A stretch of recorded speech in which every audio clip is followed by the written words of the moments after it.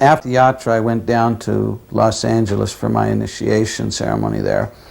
And I was always, even right up to the end, I always felt very nervous in Prabhupada's association because I always just felt he could understand my thoughts and see my heart and everything. But whatever. When it came time for me to come up and get my beads, Prabhupada said, I walked up to the Vyasa-san and offered my obeisances, and as I was starting to offer my obeisances, he said, "So, you are brahmachari?" But I was just so nervous, I didn't know what to do, so I just continued offering my obeisances. And so someone was trying to tell me, Prabhupada's talking to you, Prabhupada's talking to you, but I just kept offering. I wanted to avoid. Because he was like God, to me it was like he's come to save me, and it was a relief of a huge burden. I mean, in the material world I was in such material anxiety, and Prabhupada had relieved my burden, and he was so beautiful, and so I was very shy. But then afterwards it kind of struck me that maybe he's given me a blessing that I'm a brahmachari. And by Krishna's grace, I never got married, and here I am, struggling. I was contemplating, because I had this thing in my mind that I hope I have a good name. It was very important to me, the name that because I so far had liked everyone's name that I had met as initiated devotees, but I was worried that I would get a name that just didn't sound right, that wasn't me, but I knew that I had to accept it because it was obviously, because Prabhupada knew what my spiritual name was, so he was going to call me by that name. So it was just a struggle going on inside my, completely on a superficial platform. It had nothing to do with it was just distraction. My mind was just distracting me from. But I had some significance, I knew, so I dwelled on it as long as I needed to. And I was thinking, the name, I was attracted to a particular name. I thought, well, maybe I'll get that name. This is a good name. I like the sound of that name. And the name was Madan Mohan. Madan Mohan. I kept saying Madan Mohan. Boy, that's a good name. I hope I can get that name. Obviously, totally whimsical. So, a few days passed, the time for initiation came. In the meantime, I had gotten some ready-made beads, which I was... No, actually, these beads I had with me, and I had actually I had been using them because I had been in a temple for about 6 months in Montreal. So these were my beads. So I brought them with me to the yaga, to the initiation. And it was a beautiful scene, of course. I had never witnessed so much grandeur and so much effortless grace, all in such a small, in a small space, and there's such simple gestures. It was a wonderful experience. But so during this, when Prabhupada would take the beads from somebody, then chant on them, then return them. When it came my turn, I hand him my beads. So he takes my beads, and they're not overly small. They were like the same size that most other beads were. But they were, on the small side. So I hand him the beads, and he takes them, and he looks at them with disapproval. He says, "You couldn't have gotten bigger beads?" And at that moment I'm thinking, beads, and I'm like, all of a sudden, I'm already being, I'm demolished. I have no land to stand on. I'm just like this. I didn't know what to say, so I'm quiet. I don't know. I think I shrugged, and he took the bead. He chanted, and while he was chanting, I'm thinking, Madan Mohan, Madan Mohan.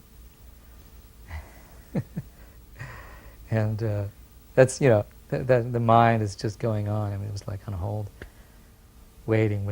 Finally, he begins chanting. He hands me the beads, and before I take them, he says, "Is there already someone named Madan Mohan?" And then the devotees are going, oh yes, yes, Prabhupada, here he is. And then with that, there's not a split second even. Your name is Baradraj. Chant, 16. I was invited to come up to his room to receive the Brahminical initiation, the Gayatri mantra. So I was really excited, and I walked into the room, and I gave my obeisances, and then Prabhupada motioned to me, he said, come closer. So I went close as I thought I should be, and then he said, come closer. So I sat right next to him, he made me sit right next to him. And then he gave me a piece of paper to look at with the Gayatri mantra on it. And then he said, come a little closer, and he began to repeat the words of the mantra, sort of, close to my ear. So I was very excited. We were alone in the room, and it was very intimate. So after that, I was going to leave the next morning. So he began to speak to me a little bit. He said, so you are leaving? And I said, yes, Prabhupada. And he said, so you are going by Calais? So I was wondering, why is he saying this? I mean, how does he even know about Calais? Calais is a port on the French coast, North Sea coast, and I was going from Dover to Boulogne. So I said, no, Prabhupada, not Calais. The hovercraft doesn't go from where I get from Dover to Calais. He said, you are sure? I said, yes, Prabhupada, you're wrong. Then I realized what I was saying. I was telling Prabhupada he's wrong, And I felt inside I shouldn't say that, So he just looked at me and smiled and said, that's all right. He said, so thank you very much. And then I gave my obeisances, and Om Agyanya Timirandasya. And then he said, thank you very much. You continue, pursuing the work in Paris. So I went. So when I got to Dover, I kept thinking in my mind, why did I say no to Prabhupada? I should just not said anything, So when I get to Dover, there's an announcement, ladies and gentlemen, due to rough seas today, the hovercraft will not be going to Boulogne. So I heard that, I was like a little bit surprised. And I said, exceptionally, the hovercraft will be going to Calais today. So I said, oh no, I said, what a fool I am. Prabhupada asked me, are you sure? And I kept insisting, yes, I'm sure.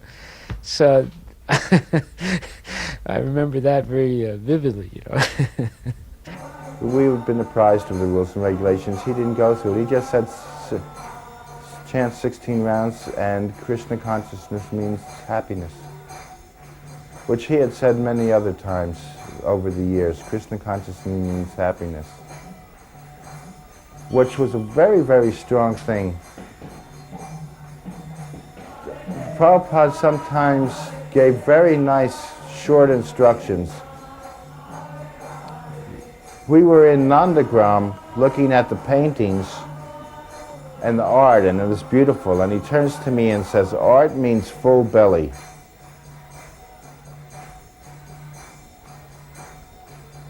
Very poignant, very short, very sweet, and full bit of philosophy. He said, if someone is hungry, they cannot think about making or looking at art. They're thinking about filling their bellies. So the Krishna consciousness means happiness was very powerful through the years. And he said it at the initiation. Prabhupada was in Los Angeles, and we were doing well, distributing lots of books, so we thought we'd go and see Prabhupada and tell him about it. And all of us, I got this idea that we should memorize a verse in Sanskrit, because not many people were into Sanskrit at that time. I thought we should offer a prayer to him. So we came in to see Srila Prabhupada about lunchtime, and we offered him this prayer, Tvam na sandarsito dushtaram nistitir satam kaling satvarahang harang pung sankarnadara ibarnabam, that we think that you're goodness is met by us by the will of Providence, just to accept you as the captain of the ship. So, again, it was funny, I don't know.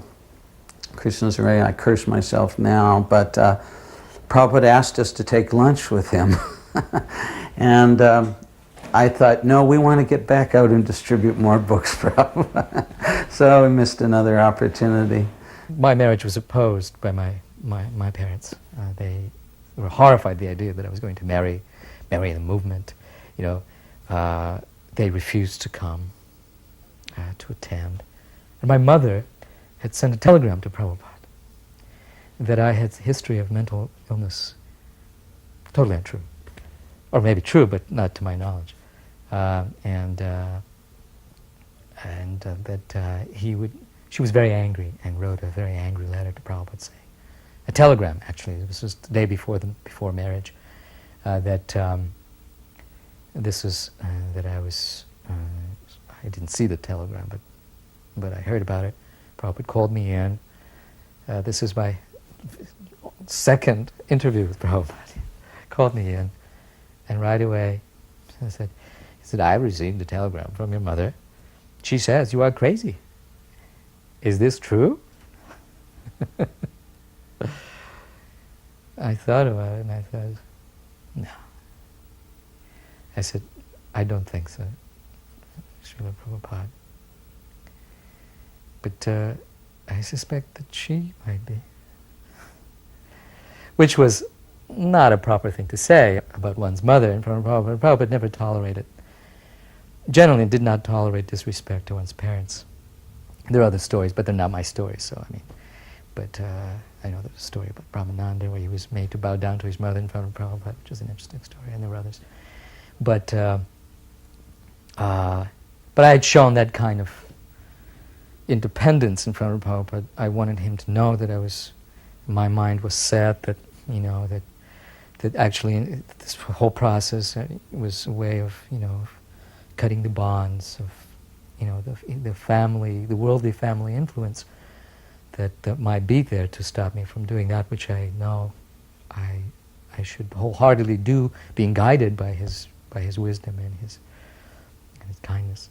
So I said, but I think she might be, and I actually, you know, believed it. He laughed, very, you know, just a very hearty, heart-filled laugh. He said, ha ha ha. He said, well, that's all right. He said, if anyone asks, he said, I have not received this telegram. Before the press conference, Prabhupada was speaking to the devotees. There were about 30 people there, I think. Most of us were very young. There were a lot of young kids there, maybe 17, 18 years old. So I arrived after everything was in process, and when I walked in, I had the illusion that, I organized this thing, this is Prabhupada. So I sort of made everyone move out of the way, and I went right up to the front. I came with another devotee named Ganeshyama, who sat, in the entrance, near the entrance, very humbly, quietly. And I went right up, right near Prabhupada, and I sat down right next to him. And then there was one devotee named Lochananda. He was introducing everyone. He said, and this is Hari Vilas Prabhupada, the president of the temple. So Prabhupada didn't look at me. And right away I felt bad. I said, why didn't he look at me? He mentioned my name. He didn't say anything. Didn't even look, didn't even nod. So I realized I must have done something wrong. And I was feeling bad that I pushed everyone out of the way to go sit up front. So, and Lochananda said, and that's Ganeshyama in the back. He's the one who's translating your books. Prabhupada said, where is he? Let him stand up. So Ganeshyama stood up and he said, thank you very much. So now I knew I had done something wrong. I realized I must have been puffed up that, why he didn't even look at me, and he's acknowledging Ganeshyama. So then they kept speaking a little more, and Prabhupada was thanking the devotees for participating in Krishna consciousness. Then finally there was news that we had just got a new temple. This was a major accomplishment. And Prabhupada said, where is it? And Lochananda said, it was a little bit out of town. So Prabhupada looked at me for the first time, and his look was very weighty, and I could barely look at him. I felt, very, let's say, puffed up, and he had already put me down in a sense, and I was feeling very contrite about it. And then he said, "So how far is the temple from Paris?" So that question sort of shocked me, it took me off balance, and I was thinking, well, it's not very far, Prabhupada. He said, "Oh, how far is it by car?" I said, "Well, I'd say it's about 45 minutes. He said, "Oh, and by train?" And then I was thinking, wow, why is he asking me these questions? And I was all confused. I said, "Oh, it's over an hour." He said, "Oh, so it's very far." I said, "Yes, Prabhupada, it's very far." Then I realized, my guru was correcting my imperfect intelligence and my illusions about myself. And I realized why I had accepted him as my spiritual master, because he was able to point out these things in a very, let's say, precise way. And I needed that. So I was very happy, humbled, but very happy at that time. First Kumbh Mela, we were there. We were in a grand tent. It looked like a nomadic Bedouin tent. It was very large. Prabhupada was in there.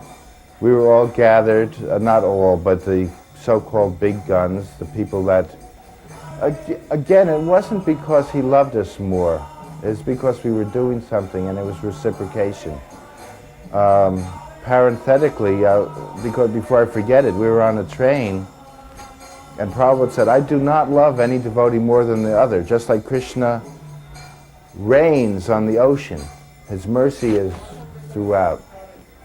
Well, similarly, he said, Krishna loves all his devotees equally, but if someone steps towards him, he will reciprocate. He will show that love. So Prabhupada was showing great love to the people who were doing something. So the so-called leaders were there. And he asked us, "How do you know Krishna is God?" So somebody says, "Because it says so in the Bhagavad Gita." And Prabhupada says, "Someone can say that is just a book." And I said, "Because you say so, Prabhupada." He says, "I am just old man." Someone will say, "What does he know? He is old man." So we didn't know. So Prabhupada said, the answer is because you feel the ecstasy. You feel the bliss. You feel the nectar. The proof of the pudding is in the eating. And I thought, what a great answer, because I had many times felt the ecstasies. That's what kept me going. And Prabhupada.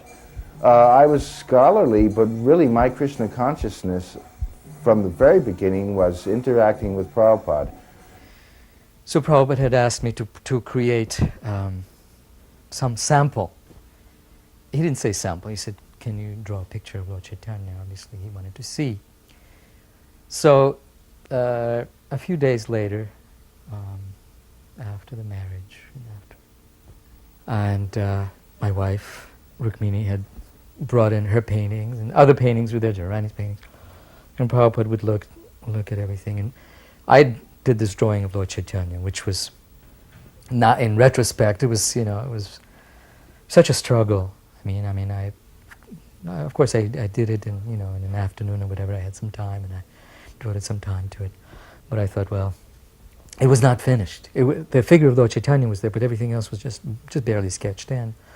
But I'd put in, everything I had into Lord Chaitanya's face and his expression and his attitude, whatever I understood to be right, to be put into the picture. And Prabhupada looked at other pieces of art, and mine was rolled up on the desk in front of him. And he looked at Rukmini's painting, and he appreciated, and he said, "That's nice." Or I don't know if he said anything at all, he was appreciating it. And then he noticed that there was this rolled up paper in front of him on the desk. And he said, "What is this?"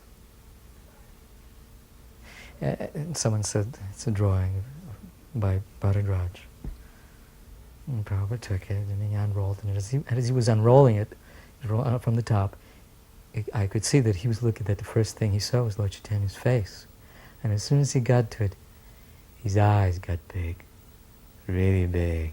And Prabhupada's eyes were big to start with, but whenever he got excited about something, and they'd like really, really expand. And then he unrolled some more, and then he got to the rest, and then he finally, when he unrolled the whole picture, he had the biggest grin on his face. I mean, his face was just expanding, and his teeth were just showing. It was like his whole face it became like a sun, It was like he was shooting these rays, and he was looking at it and said, he said, the husband is better.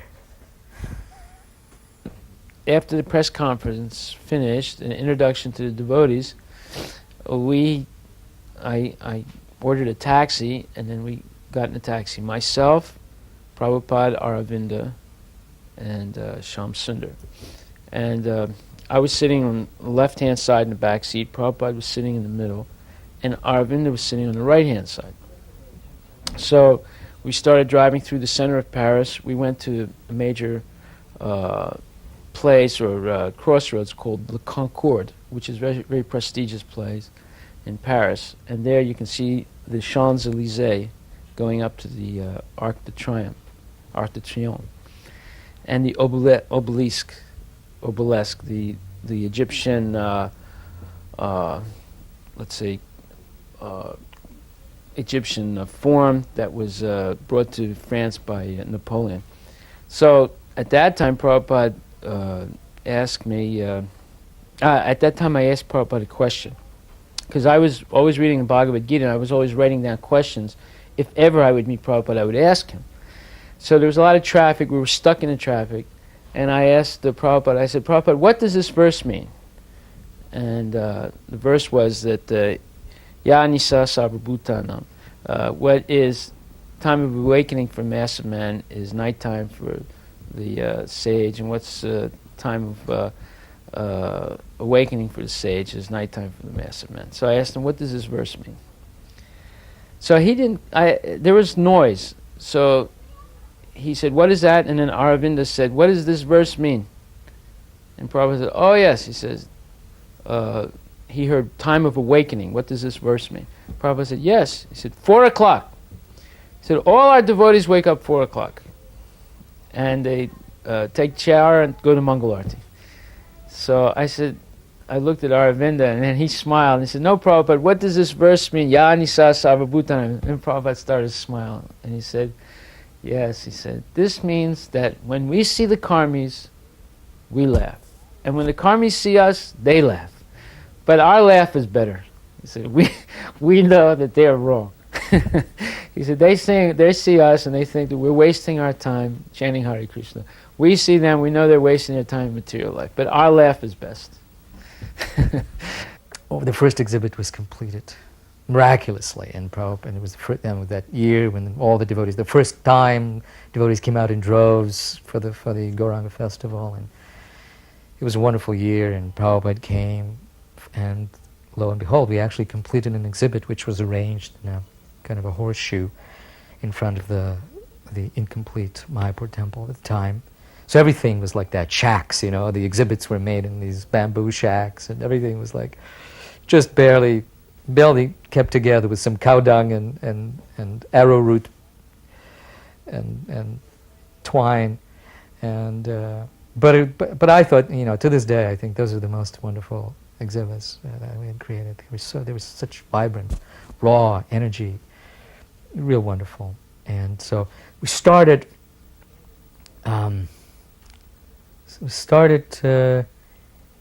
At one end. We actually started somehow. I wasn't there. I missed the beginning. I was, preparing something and getting things ready, and the tour, Prabhupada's tour, had started. It was his first time of seeing the exhibit, and all these devotees were there. So I'm running, to try to catch up.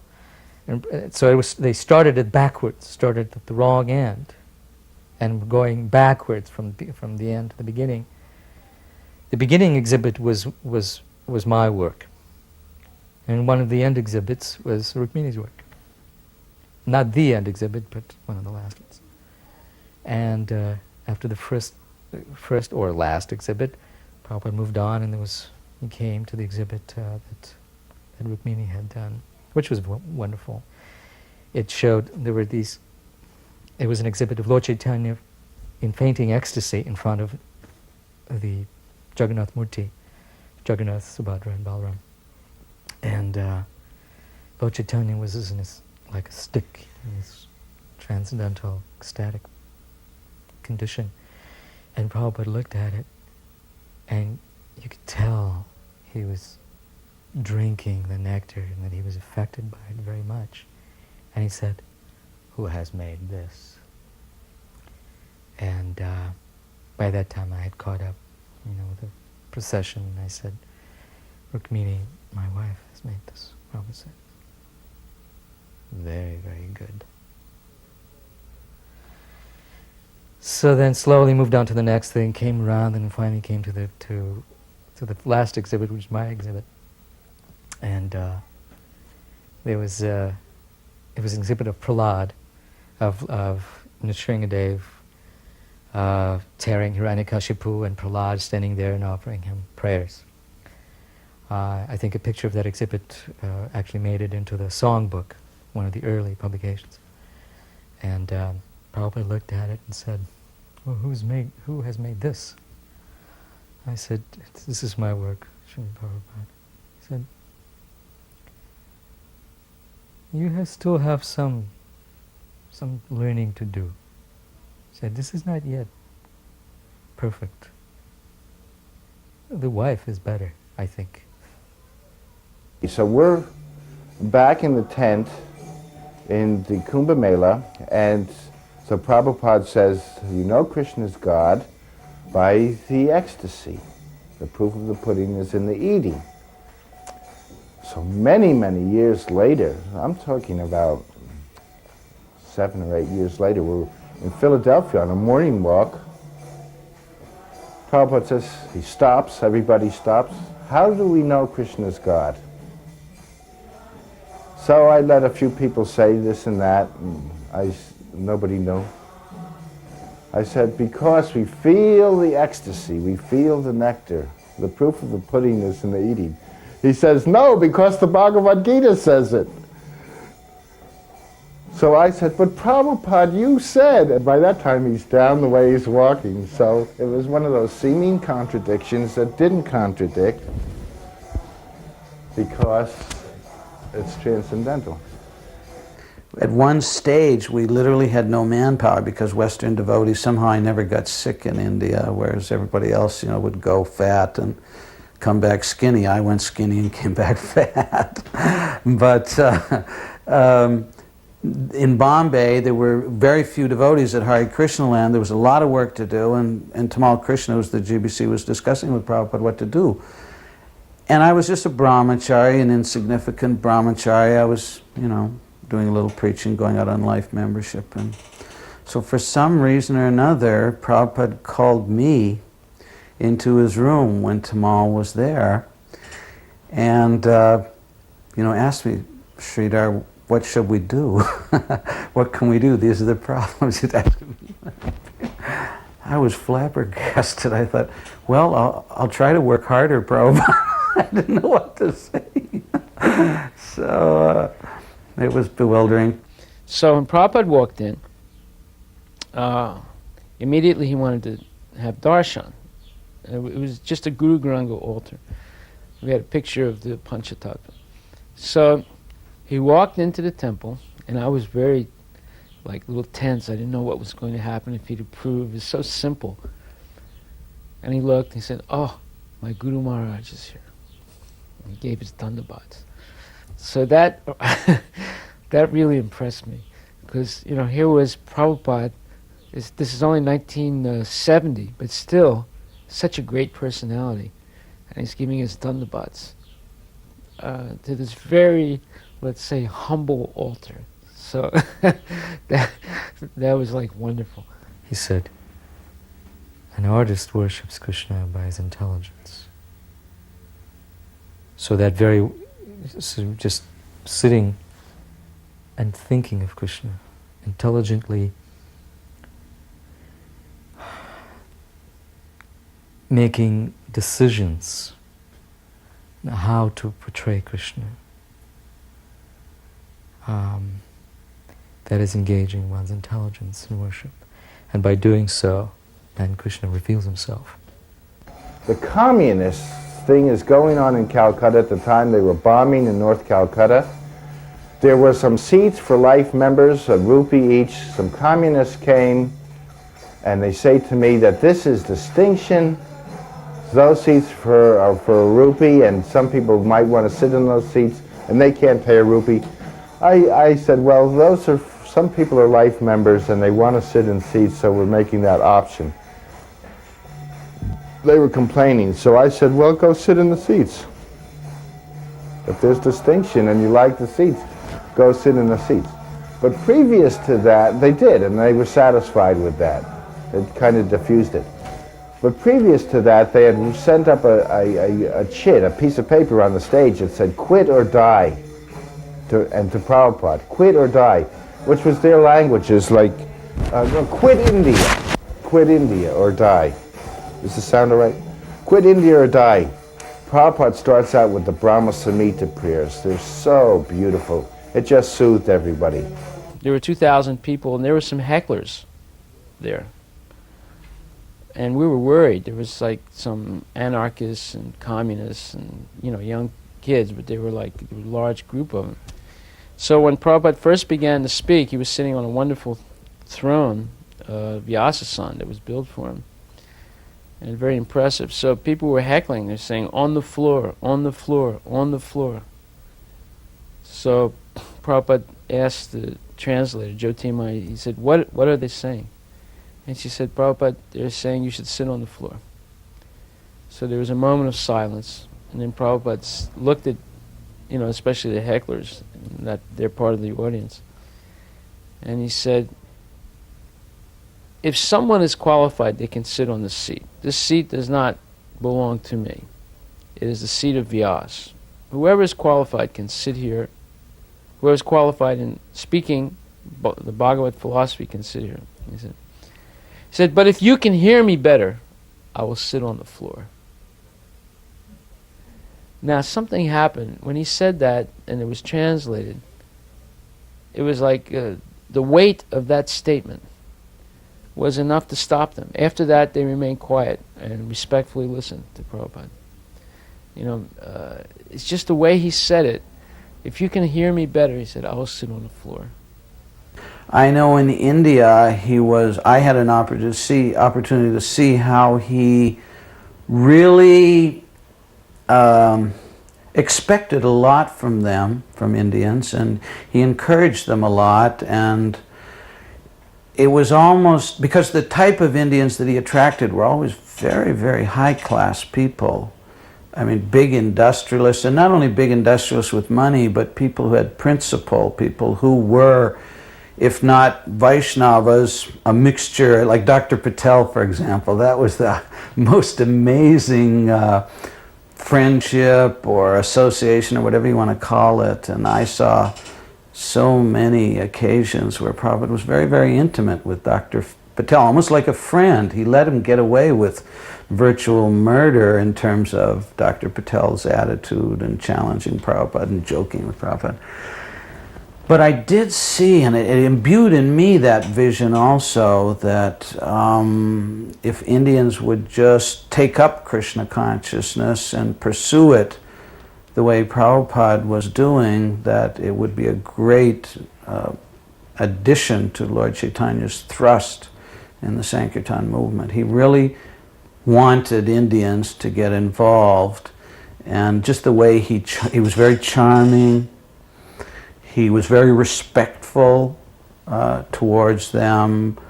At the same time, he wouldn't let them speak nonsense, but it was almost like so much respect and love involved that they appreciated being chastised by Prabhupada, and he often said, I can do, you cannot.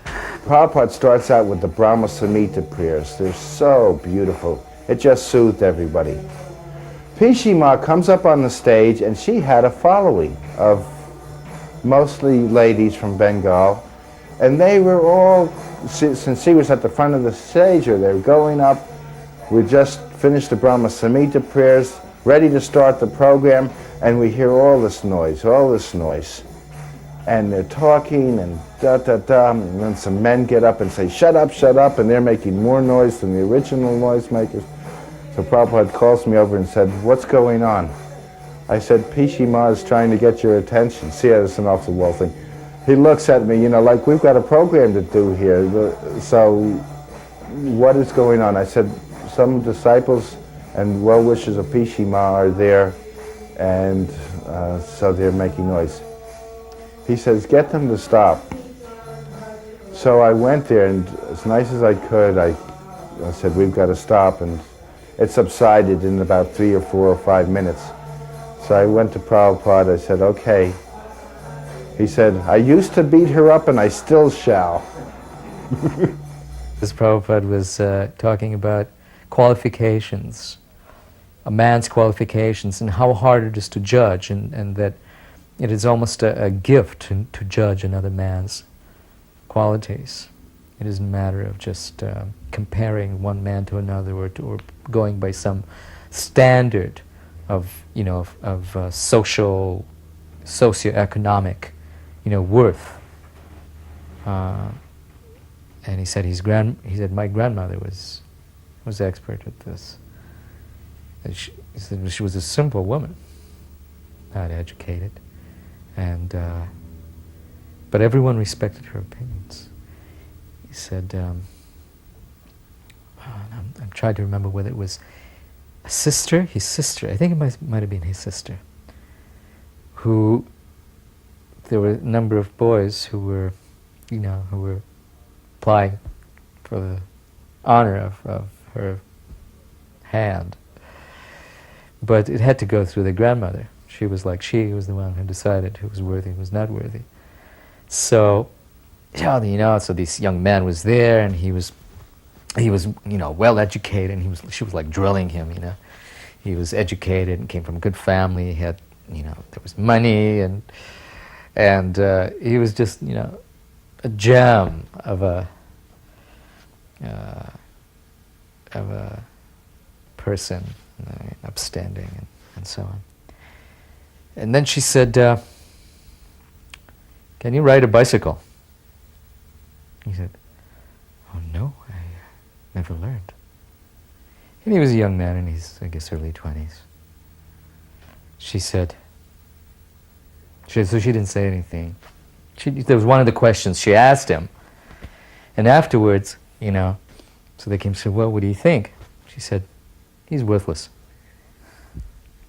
And everyone was in shock, She said, he has no drive. He said, any boy, any young boy has an opportunity to learn to ride a bicycle, he will get on, even if it's not his own, some friends, he will get on and try to learn. Who has any kind of drive? He said, he has no drive, he's worthless. So that night, about 12 o'clock, we're waiting outside the Olympia Theater to get a taxi, because we were so poor, we didn't have a car, we didn't have anything. We had just barely gotten into that house. So as we were waiting near an outdoor cafe, I asked Prabhupada, I said, Prabhupada, I know you're tired, would you like to sit down here? So he just looked at the chair and he looked at the place and said, what is this place? I said, Prabhupada, this is an outdoor cafe. Cafe? They are drinking and smoking here? I said, yes, Prabhupada. He said, Guru cannot sit in such a place. So I felt, wow, I said, this is amazing. Every time I talk to Prabhupada, he instructs me about Krishna consciousness. Like, it was very, very, wonderful. So I said, okay, Prabhupada, I'm sorry. I thought maybe you were tired. He says, that's all right. I said, Guru cannot sit in such a place. So the taxi came, we went back. So on the way back, I asked Shyam Sundar, I said, it's 12 o'clock, 1 o'clock. Should we get up in time for Mangal Arati? He said, well, devotees should sleep 6 hours. So you just sleep 6 hours, you can get up. I said, is that all right? He said, yes, that's okay. So with that understanding, we took rest. So at 4:35 in the morning, someone is, like pounding my arms. Get up, you nonsense, get up! And I woke up, it's like from a bad dream. I said, what's the matter? He said, you're nonsense, Prabhupada is so angry. I said, why? What happened? He said, because there's no Mangal Arati, the devotees aren't up. I said, oh my God. I was really like confused, So I ran downstairs, and some devotees had just started, doing a kirtan, and everyone was looking at me with dirty looks, and why did you let this happen? I tried to explain, but then I just kept quiet, I didn't say anything. And then someone grabbed me and said, come on, hurry up. I said, what's the matter? I said, we just started Mangal Arati. Prabhupada wants you to come on a morning walk. So I went outside, and there was Prabhupada waiting, and we started walking. So that was wonderful. All of a sudden, we're in the fresh air. It's about 5:30, 6 o'clock in the morning. It's a very nice spring day. And at that time, Prabhupada started speaking, and he said, Sham Sundar, why are the Grihastas in Maya? He said, why are all the Grihastas in Maya? So Sham Sundar, he didn't say anything. And then Prabhupada stopped, and he looked at us, and he smiled. He said, because that is their position. He did describe sometimes what it was like to be on the coming here to the United States, that it wasn't all easy for him. And not only was he sick and he had to cook for himself and he felt out of place, but that even after he got here, at first he had some doubts. And the way he would counteract the doubts is to go to the shipping line and find out the times when the ships would return to India. And the customs man said, Swamiji, you have been coming here for a year and looking at the times, but when are you going? And he would say that. Then he said, when I first came to America, my plan was just to make sannyasis. And he looked at us. We were all quiet. And then he said, but that is not possible. Then I was thinking, let them get married. Husband gives wife one child. Wife goes to Vrindavan, husband takes sannyas. Then he looked at us and he said, but that's not possible. I said, that's all right, you can chant Hare Krishna. So we were all like in a state of shock. So then we kept walking, and then Prabhupada said, he stopped and he looked at the house. He said, this house is first class. And he looked at the fence, and he said, in India, only the best gentlemen have a house like this, with this, no, it wasn't a fence, it was a iron fence, nicely painted and everything. And he said, and look inside the garden, it's perfect.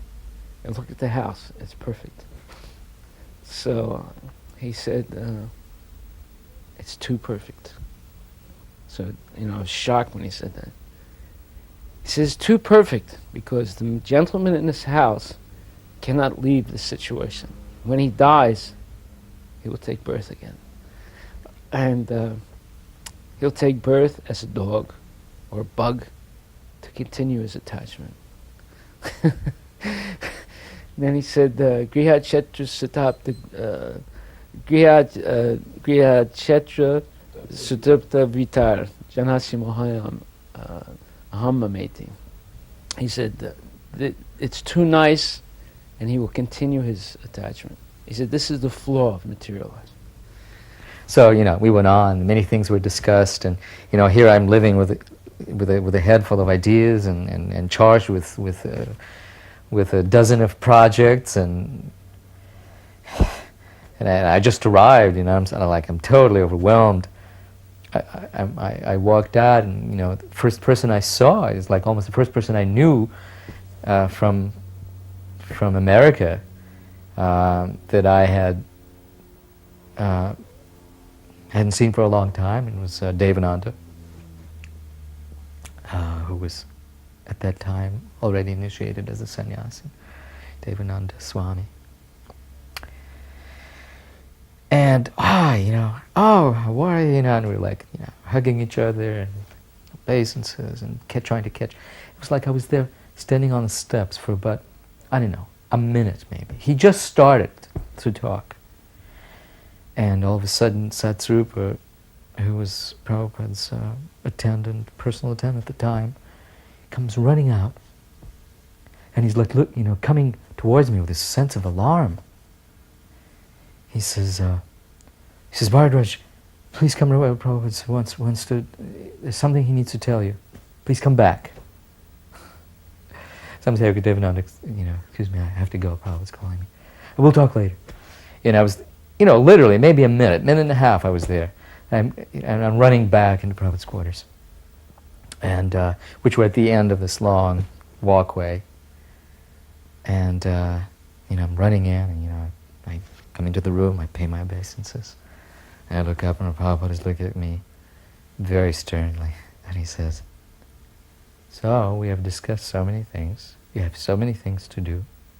I don't think you have any time to stand around and talk.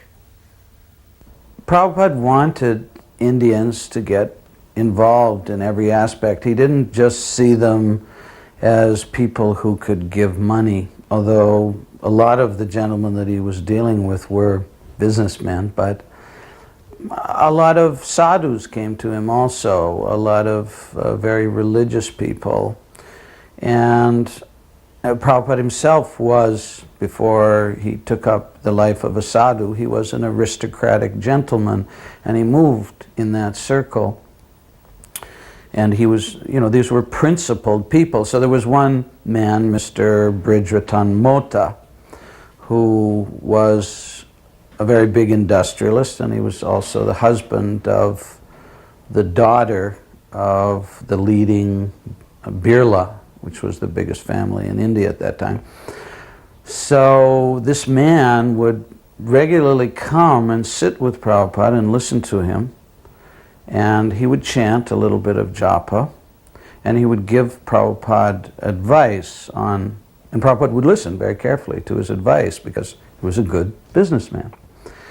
And throughout the construction of the Bombay temple, of course, we spent a lot of money, and invariably, of course, we made a few mistakes here and there and got cheated. So at the end, when it was time to pay all the final bills and deal with all the contractors, because you've got to, go over the contract, go over the work done, and see actually if there was any cheating involved, etc. To our amazement, Prabhupada turned everything over to Mr. Mota, gave him the final authority on who to pay and how much to pay and how much to cut. And of course, he saved us a lot of money. So I think there were many examples like that in his writings. Prabhupada talked about the construction of Bombay Temple, and he wrote a letter to Giriraj about Sumati Morarji and told him that just form a committee and give the charge of building the temple to the members. He said, our business is preaching. We should not get entangled in these mundane business affairs. The members they've invested in us, and we're investing our preaching in them, so give them responsibility. Prabhupada seemed to be very fond of George and philosophically interested in John. They had many philosophical exchanges. George is a very down-to-earth person, still now. We were just together about a month and a half ago, and it's like any friend of yours, very, again like Prabhupada, not self-conscious, open. And Prabhupada was able to surmise that, so they had a very friendly and respectful, but it was very friendly. George also was friendly and respectful to Prabhupada. And they were talking about addiction. As someone may be addicted to drugs, that we are addicted to Krishna. Now it was interesting at the time, John and Yoko were totally or somewhat addicted to heroin when we were living there too. We didn't know that until, I didn't know that till later, but it was interesting that Prabhupada, again, reading minds. Now sometimes, if you're just speaking eternal truth, it will cover a situation. But Prabhupada seemed to be able to read minds. Now after that, basically it was about growing a taste, a love for the chant and for the philosophy. It was quite nice the way he was doing it. It wasn't judging or asking too much about them. He was talking about as if an artist, when they get in what's called in the zone, where it's meditation, it's actually it's a trance state. When things disappear and you become involved so much in what you're doing that everything else disappears, and that's what Krishna consciousness, that taste, the chanting. So that's what he was preaching. Said Aravinda was his disciples were so enamored of his greatness that they were like fog. They didn't know what to do. He said when he passed away, when he died, they didn't know what to do with him. They thought he was in samadhi, and so they left him to sit there. He said, until he began to smell. He said, so he did not have intelligent disciples. He said his disciples didn't know the difference between a living man and a dead man. He said, what is the use of a disciple like that? He said, less intelligent. He said, you should never criticize you cannot criticize, he said, the other teachers. He said, you do not know, it is not your position. He said, but it's okay for you to criticize their disciples. You can tell them they're less intelligent. Then we used to go out on morning walks in the vicinity. This was still in the suburbs of Paris. And one morning we were walking. I came down with a blood infection from, I must have cut my foot. I didn't take care of it, and I had like a red streak up my leg. It was a sign of serious blood infection. So Prabhupada said, and he noticed that I was a little cold. It was a little chilly in the morning. I only had a thin kirtan. So Prabhupada was asking me, how is your health? And I said, well, it's okay, Prabhupada. He saw I was limping. And he said, are you cold? And I said, well, not really. He said, if you want, he said, I will give you some clothing. So that was, very considerate of him, that he was, so concerned about myself, my health, and other devotees too.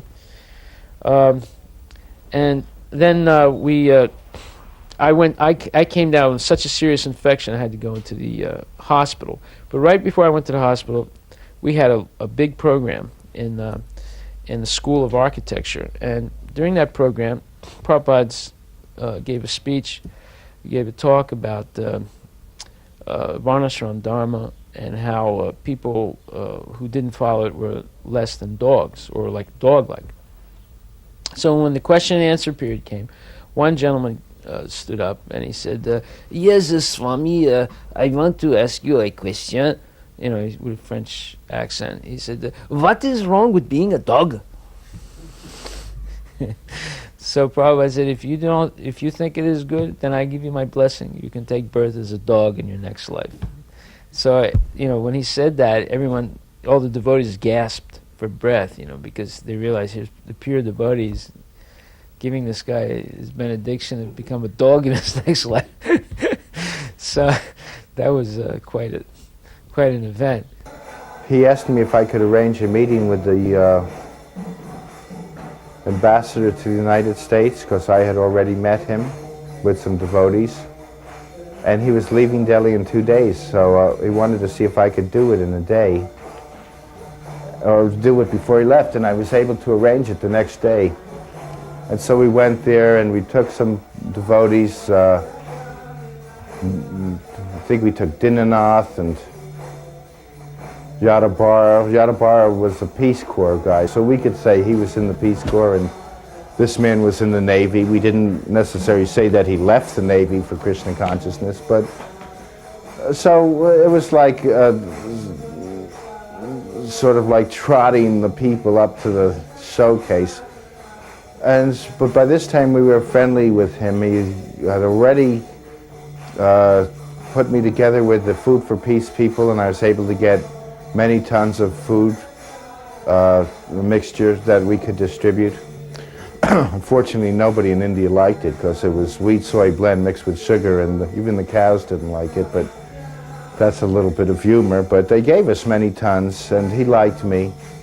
And so the meeting was arranged, and Prabhupada, they gave us, he asked if you'd like tea, and Prabhupada said we don't take tea, so they gave us warm milk in gold-rimmed American Eagle cups and saucers, and Prabhupada began to say that, again, that there are many separations, but these are not very important. Like, you may think you are American and that you may think that I am Indian or Hindu, but that in Krishna consciousness we rise above that, bodily distinctions, and these can be changed. And he explained, you can change our name, we can change our passport, we can change where we live, change the country of origin. So these things are temporary, and we should not think of each other as that because it only separates. So he says, just as I don't call you Mr. Striped Suit, Kenneth Keating had a gray and white striped suit, and you don't call me Mr. Orange Robe. We know each other for something greater than that, and we don't let Mr. Striped Suit and Mr. Orange Robe not be friendly towards one another. And then he said, just like I don't drink this milk with my elbow, and he was demonstrating that, and we all laughed uproariously. As it was, Kenneth Keating was so enthralled that he kept so many other ambassadors. They were doing a photo shoot on the front lawn, the front steps of the American Embassy, and the secretary kept on coming in and saying, Mr. Ambassador, the Swiss ambassador requests that you take a photo now. And he said, yeah, but then they were across from each other, he was looking. Then they would raise the ante. The Russian ambassador is being impatient. So finally, Kenneth Keating said that we have to bring this meeting from the sublime to the mundane. I have to go. And Prabhupada immediately said, I have to bring this meeting from the sublime to the mundane too. I want to meet your president, who was Nixon at the time. And so Kenneth Keating said that actually he had gotten that request before, and that Mr. Nixon really was not that interested in meeting anybody from India, but he would try. Muralidhar was in that same predicament, in that enigma. What do I know about Krishna? How do I paint Krishna? This struggle, the eternal thing, and what's my qualification, and how is it possible, and what is, how can I look at what I'm doing as a divine representation, and if I can't, what would it be to somebody else? And so he asked, sitting with Prabhupada in the room, and it was one of those rare times. I think it was in San Francisco, actually. And Muralidhar was just he was a newcomer and was just starting to paint. Same thing, Prabhupada charged him with, with work. And so he wanted to know, so he was sitting around, and Prabhupada looked, and there were many different pictures of Krishna, and posters and calendar pictures and little things in Prabhupada's desk. And so Muralidhar was bewildered. He said, which one of and they were different. So he asked Prabhupada, he said, well, you have so many pictures of Krishna here, but they're all different. So which one is most like? Can you direct me? Can you tell me which one of these is most like Krishna? And he said, and Prabhupada looked at him as though he was totally crazy. said, I have never, he said, I've never received such a clear message from anyone that I'm out of my head. He Prabhupada looked at him and he said, they're all Krishna. They're all Krishna. Each one of these is exactly like Krishna. Prabhupada, I think that our temple can be maintained by doing a little business. So immediately he said, you should not do. And I said, why not? I said, because your business is preaching, you are brahmachari. He said, if there is a grihasta, and I said, yes, well, Lochananda. He said, yes, Lochananda can do. He is grihasta. He can do business. But you are brahmachari, your business is preaching. So he gave me a very important instruction there, and I did follow that. And Lochananda did start the business at that time, and it helped the temple a lot. But Prabhupada was very firm about that point. And then he told how his Guru Maharaj had gotten somebody to buy cigarettes for a visiting scholar from Germany. Yeah, I mean, he was open-minded. When I was in Russia, because there was a scarcity of food, they found out everything was the same in the stores. He said, you could even eat meat if you have to keep this preaching going on. I didn't have to, but there was things like that. So this was very interesting because it was Ekadashi, and he said, my Guru Maharaj on Ekadashi fed the quarter, so feed everybody. And he had us cook regular prasadam and still observe for Ekadashi ourselves, but in other words, don't discontinue the prasadam distribution program. Don't discontinue it. One time in Vrindavan,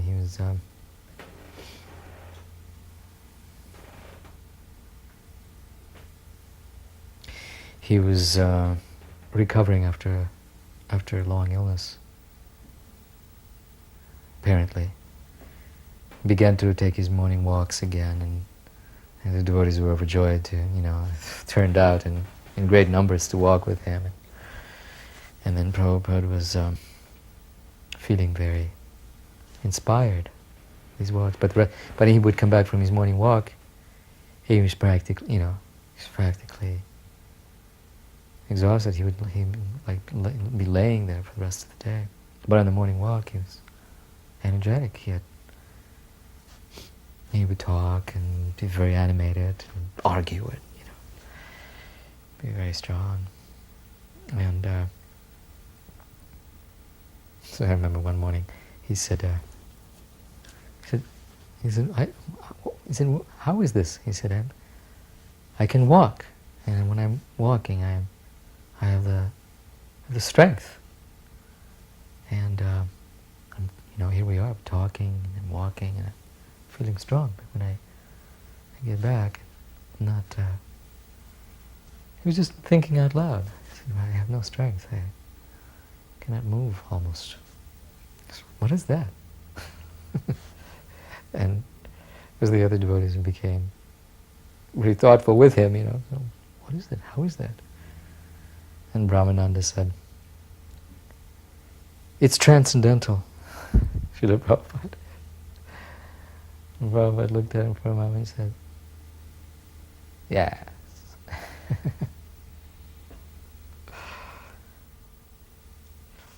When the deities were going to be installed, and we had secured a new temple in Paris on Avenue Foch, I had purchased some very expensive perfumes, natural oils, like natural jasmine oil that's costs maybe $10,000-$12,000 a kilogram.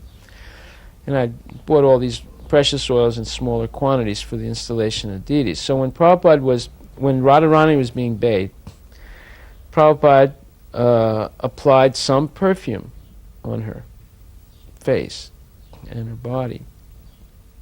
And then all of a sudden, he stopped.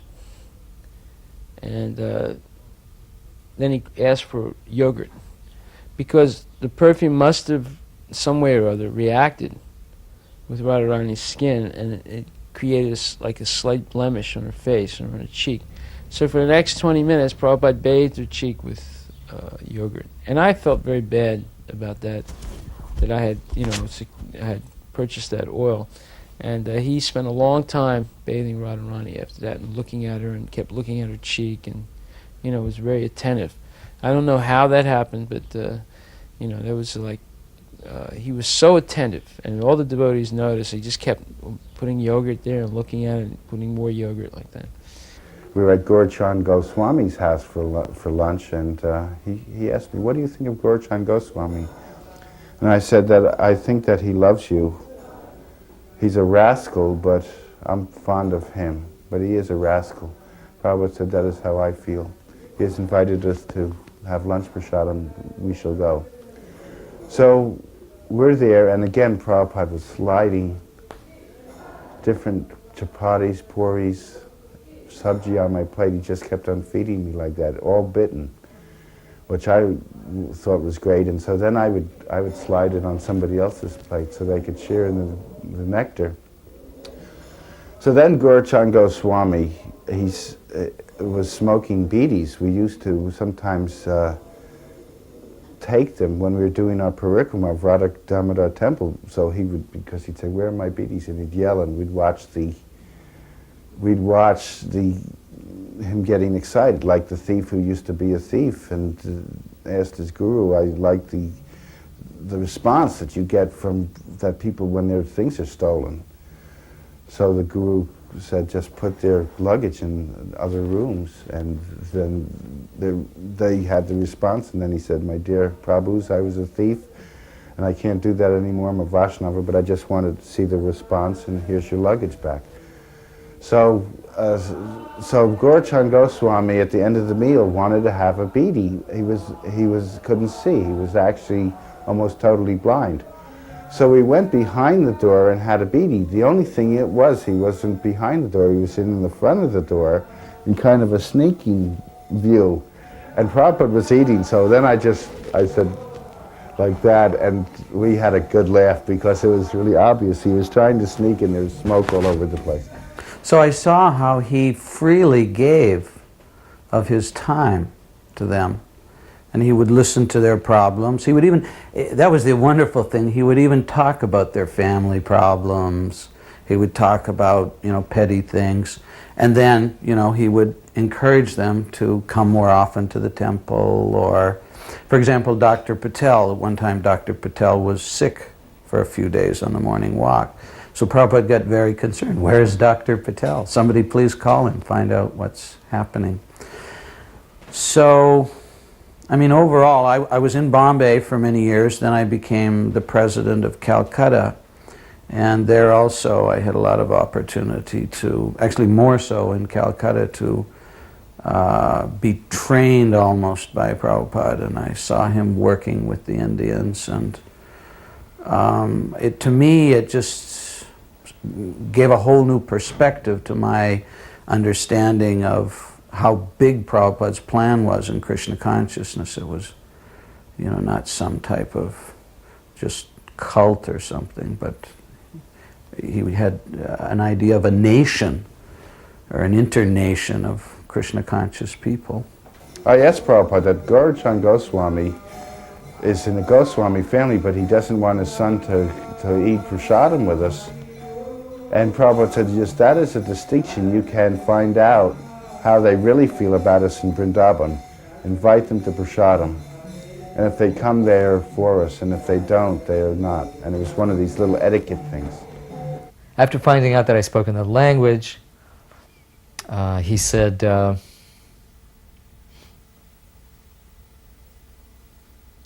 he talked about the creative service, the artistic services, and he said, so this is, this you can do, no matter what language you speak.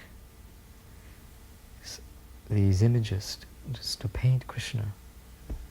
He said it.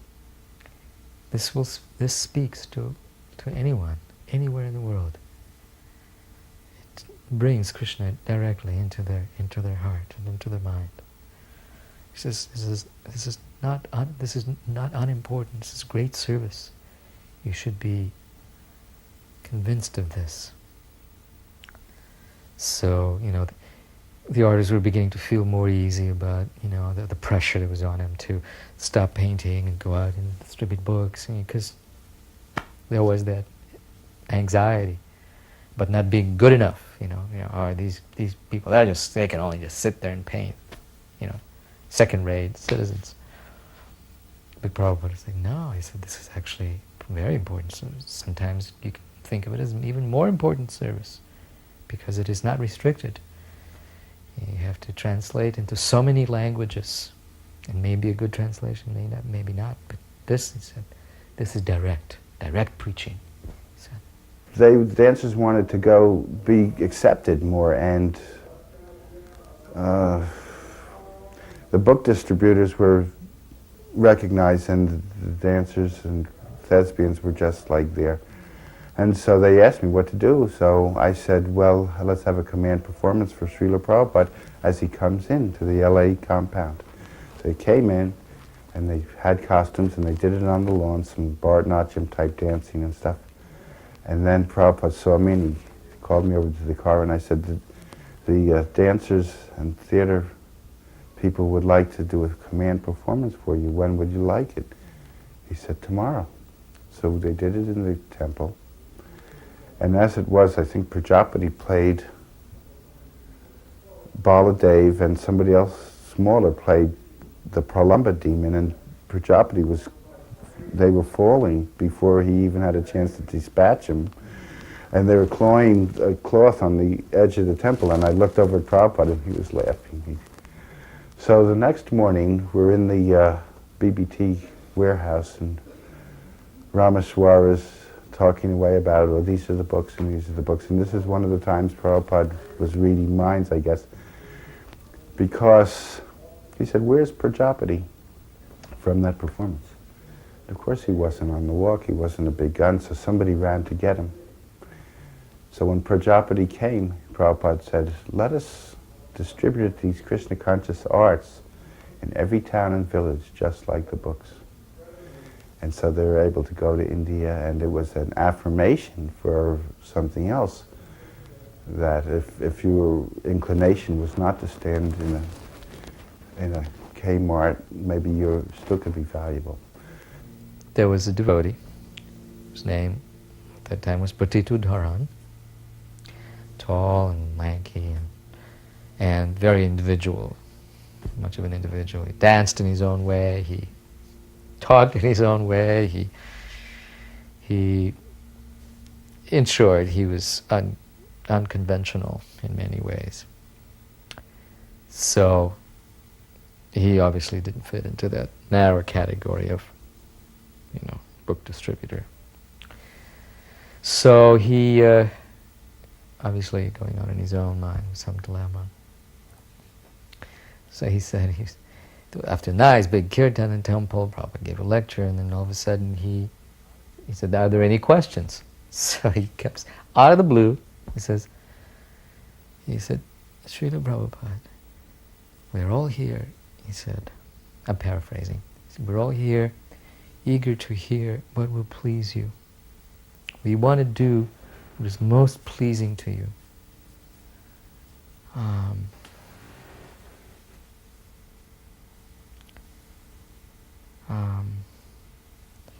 We've heard so many, there's so many different types of service is dear to you, and some, as you have said, is more dear. Will you tell us clearly what is most dear to you? And Prabhupada said,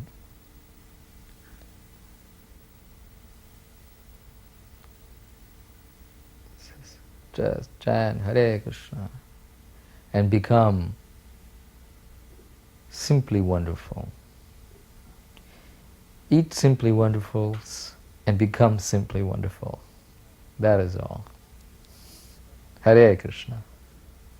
When I was the president of Calcutta, again, Prabhupada had his office, and he would meet his disciples there, and I was the president. Theoretically, I should be, sitting right at his feet and be the center of everything, and sharing and hearing all the nectar and everything. But I was always very shy, and I thought, let me go out and make more members. Prabhupada's here. I should make an extra effort to. But what I did get a chance to see by being kind of in the background or on the outside was that Prabhupada also had all his senior men coming there, and he had his Mayapur Vrindavan fund, money that he would give out.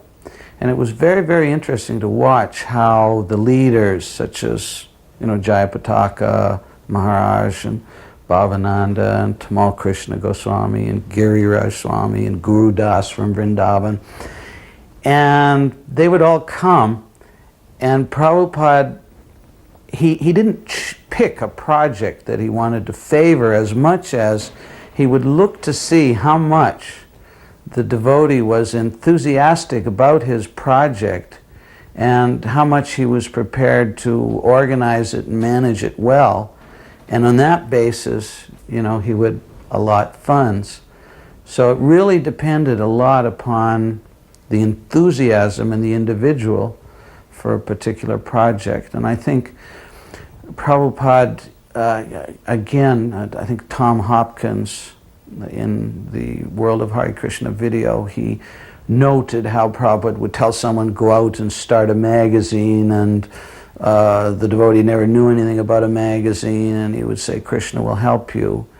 I kind of saw that also, that he really just would look for enthusiasm, look for a spirit of depending on Krishna, and he would reciprocate and respond to that. So Prabhupada saw Krishna in everything. He said that if Govinda slaps you, you accept it as mercy. It was during the Pakistan-Indian War in Delhi, and some people were saying, now we have blackouts and you're not putting the lights out, and aren't you afraid? And Prabhupada said, we're not controlling. You cannot even control your toothache, your stomach ache. They said, but what if the bomb should come? And Prabhupada says, if the bomb comes, I will see it as Krishna. And he looked up like that. Then another time, we were in a car coming from the airport to the temple, and I told Prabhupada that we were thinking about renting a store and calling it the Krishna shop. Prabhupada said, no. He said, call it Hare Krishna shop. He said, let them say Hare Krishna once in their life. And then he told the story of a Puranic story of a man who was charged by a boar, a wild boar. And he screamed, Haram, Haram, which means untouchable, dirty thing. And at that point he died. The boar, injured him, and he died. And Prabhupada said he went back to Godhead because he said, Haram. Now Haram means untouchable in Urdu, or whatever language was spoken at that time. But because it approximates the name of God, because he said that, he went back to Godhead. So Prabhupada said, this is how powerful the holy name is. Therefore call it Hare Krishna Sat. Let him at least walk by and see the name of Krishna and say it. So it was very, I was very, pleased to hear that. And when we did open something up, we call it Hare Krishna Sat. But most of the time people did not tell Prabhupada the full story. And one other thing, since I'm thinking of it, when they did, Prabhupada always wanted to rectify it right away. He didn't want to let it fester. For instance, the people from Hawaii who weren't initiated at the time, Siddha Swarupananda's folks, came to New York, and I had already hosted them in London, and they wanted to buy some books, over $300 worth. So I said, sure, I sold them. So the next day, someone told on me to Prabhupada that he had sold those books to the people in Hawaii. So Prabhupada, like many times before, got all the parties together. And he said, I'll give the name because it's personal rather than slandering. He said, he looks at me and says, Bhavananda says that you have sold over $300 worth of books to the people in Hawaii. And then he says, they are reading my books? And he does a mock thing like that. And they are chanting the holy name? And Bhavananda wanted to crawl under the cushion. So what I liked about Prabhupada is, rather than backbiting and this kind of thing, he'd get all the parties together, bring it out in the open. This was done all the time. People would get read. Oh, such and such says that you're da-da-da. So I like that very much. And this was in the last few days of his life, actually. Unknown to me, of course. I kept thinking that Prabhupada was going to blow us away by just all of a sudden, one day just saying, okay, it's, okay, enough of that, I'm back to full life. So he, that particular morning, I started. Oh, it was he had stopped my harmonium playing the day before, so I was shy. I didn't know whether I should play it again, because I didn't know why he had stopped me. Just thought maybe that the sound itself was somehow annoying, irritating. So then I would just chant without harmonium. But then on that particular morning, I ventured one more time to try to play the harmonium. But this time I played a tune that I hadn't played, that I hadn't heard for a long time. I hadn't played for a long time, but it was one of the first sort of unusual tunes that Prabhupada had recorded. It was recorded a long time ago, somewhere either in Boston or New York or someplace, and it was this Hare Krishna, Krishna Krishna, Hare Hare. Very unusual and soulful, and it's not, can't place it in any particular cult. It was just spontaneous, something that was just Prabhupada's own unusual sound, where it was coming from his heart somewhere. And so that morning I began by playing that tune. I don't recall Prabhupada stirring at all. I mean, there were days when he was just completely motionless. Couldn't even tell that he was awake or asleep or what. Just motionless. And he had been fasting for months now, months. I mean, just living on little water and pomegranate juice, occasional something, but really fasting. And but yet every day he would set aside some time for dictation. Even if he couldn't sit up, they would hold the microphone, to his mouth, and Prabhupada would continue dictating the translations and purports of Srimad Bhagavatam. Kept on going. But that morning, he was motionless. It was early morning hours,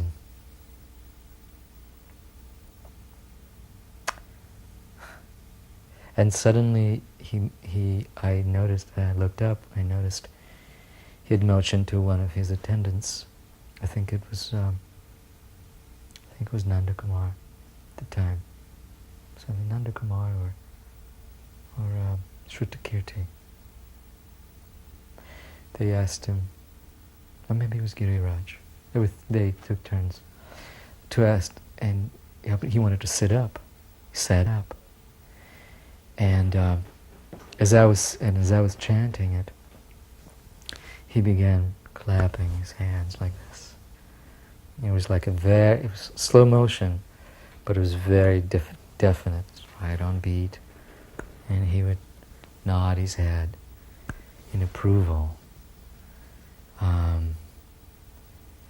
It was such a reward, such a wonderful thing, and that he, hearing that, it was like, it's hard to say, it was like I